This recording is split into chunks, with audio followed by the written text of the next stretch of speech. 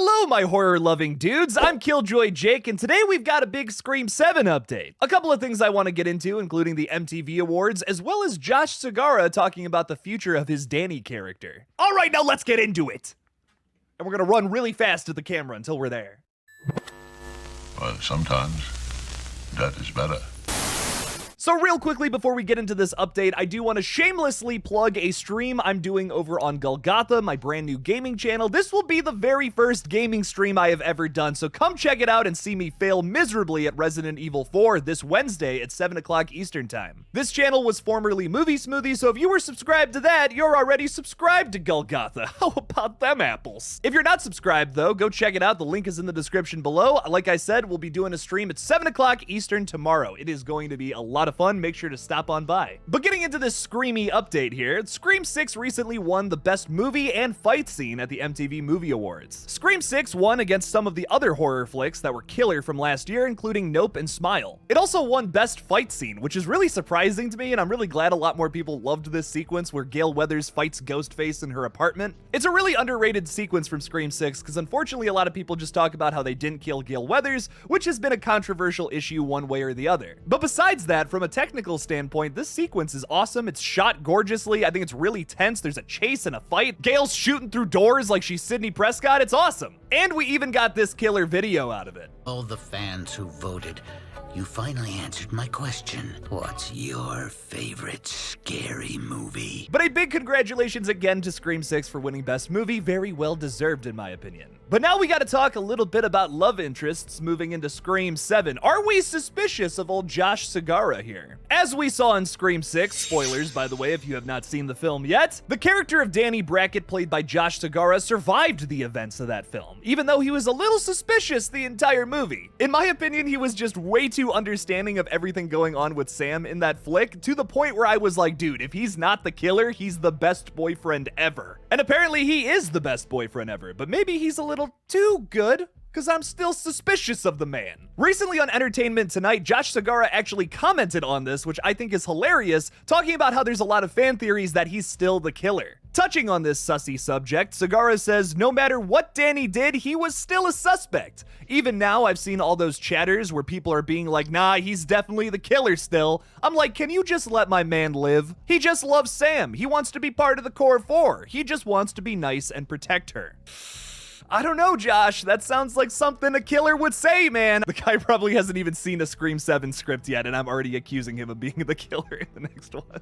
Okay, but seriously, should we still be suspicious of Danny Brackett? I mean, he's proven to us that he's a good guy, maybe a little too nice, but that's really all we have to be suspicious of him at this point. I thought he might have been the killer in Scream 6 before I saw the movie, because he plays one of the lead villains on Arrow. The villain in question strikes a resemblance to Danny Johnson, a character from the video game Dead by Daylight. And what do you know, this is the Ghostface character they created because they couldn't get any of the rights to real Ghostface killers, so they invented one for that game. And what have you, Josh Segarra's character's name was also Danny, so I was heckin' sus of this guy. I thought they were trying to merge the Dead by Daylight character into the Scream world, which would have been really cool, and maybe that'll still happen, fingers crossed, but as of right now, we don't know that. But here's the thing about all of that. We already know who Josh Segarra is as a character. If he goes Ghostface now, wouldn't that be a little weird after how nice he was to Sam? Like, why would he want to start killing the Core 4? I totally agree with Josh about Danny's character. He just wants to be part of the Core 4, make it the Core 5. I get it, man. And the biggest thing in question here is, will Josh Segarra's character even be back for Scream 7? Well, Segarra himself actually made a comment on that as well. Also talking with Entertainment Tonight, Segarra says, if there's a Scream 7, your boy will be back 100%. That relationship between Sam and Danny, I love that. He does have a very sweet relationship with Sam that we got to see on display in Scream 6, so once again, this is something that could carry over into the next film. I really don't know if Josh Segarra has seen a Scream 7 script. Rumor has it there's already something kind of floating around that Guy Busick and James Vanderbilt have already penned, apparently. I don't know if that's true or not, it's just a rumor. But if he does come back for Scream 7, this kind of opens up a whole new floodgate of questions that I have about the next film. One of my biggest questions I have from this is, if Josh Segarra's character comes back, are we still going to be in New York or not? Here's my thing about this. Something that I loved about Scream 6 was the new setting. Like, New York I thought was utilized really well in Scream 6, going through like the subway, a chase in a high-rise building, going across a ladder between two apartment buildings and then trying not to die and fall off.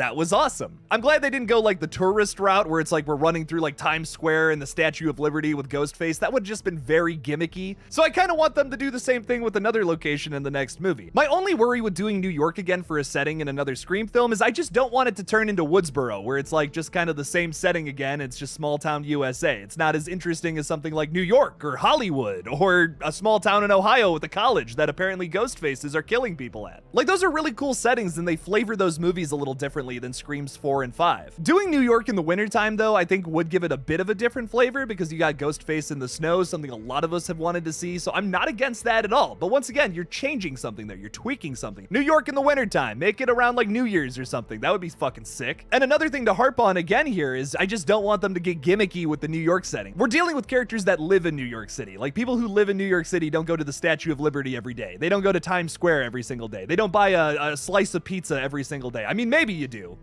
No judgment if you do. I don't think I would do that if I lived in New York. In the first month that I lived there, though, totally. But after like, what, a year that they've probably been there almost? No way, they're not doing that stuff anymore. Getting back to Danny Brackett, though, I think the best way to approach his character moving forward is to make him a red herring, because we're all gonna be a little suspicious of him moving forward. I mean, I'm not the only person that still thinks he's a killer. I love how I'm making a video about how Danny Brackett shouldn't be a killer, even though I'm still kind of suspicious of him. I'm very conflicted on this topic, but genuinely, I think the best way to approach his character moving forward is to do something similar to what we did with Judy Hicks in Screams 4 and 5. We made her pretty dang suspicious in Scream 4. She had that really weird conversation with Sydney where she kind of just appears out of the darkness like a little goblin trying to steal your gold.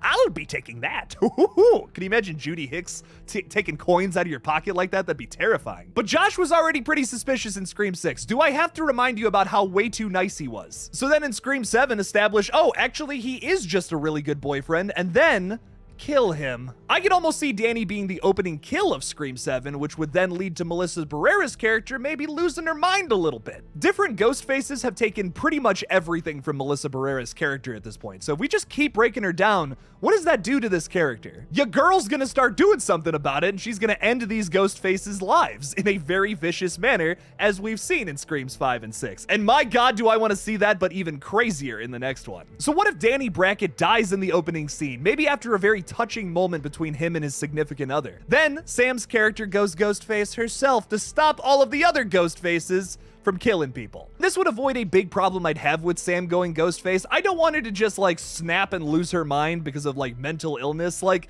that sucks, man. That's just such a poor representation of what mental illness really is. But if Sam is seeking vengeance for the death of her loved one, and then she's going after all these people on the Reddit thread who are talking about Richie still, that would make for a pretty interesting movie, I think. It has nothing to do with her mental illness that way, and it's just about her going after the people online talking about killing their friends in a Ghostface costume. I think that would make for such an interesting movie too, because you're kind of forced to flip the formula on its head. You're seeing the whole movie from Ghostface's perspective, who has also been your final girl in the previous two movies. It would make for the most interesting Scream film yet, I think. You could also have a sequence where maybe one of the core 4 members starts to figure out that Sam is the one killing all of these other Ghostfaces. Of course, she's not killing innocent people, but maybe she has to protect her identity. You might fall into a rhythm halfway through the movie where it's Melissa Barrera, she's going after people online, talking about going Ghostface, but then all of a sudden, Mindy walks into her room unannounced, and she's covered in blood and in a Ghostface robe. Does she have to kill Mindy? But would Sam protect her identity that way? Almost like a fucked up Spider-Man. This would not only be a great use of Danny Brackett's character, but it would also send Sam down a very different arc than what Sidney Prescott went down. I just don't want her and Sidney to have the exact same arc where it's like, oh man, this horrible thing happened to me and now I'm getting past it. That was Sidney's arc, and she killed it. We love her. She's amazing, and I hope she's back for Scream 7. But I want Sam to go down a bit of a different arc. She could sort of be like the Anakin Skywalker of the Scream franchise. She starts off good, and you think she's gonna be a good character, but then she turns into one of the biggest villains we've ever had. Could you imagine a third act where Sam as Ghostface is fighting Sidney Prescott? You can't tell me that wouldn't be a little awesome. But kinda staying on topic with what this video is sort of about, what do you think Danny Brackett's character will be used for in a future film? Will he just be the loving boyfriend that maybe gets murdered, or a killer perhaps? Leave me something about it in the comments below. Thank you so much for watching this brand new Scream 7 theory video. Don't forget to like this video and subscribe for more horror content in the future. Please consider supporting me on Patreon if you want to see this channel grow, and as always, don't forget to kill it out there, y'all.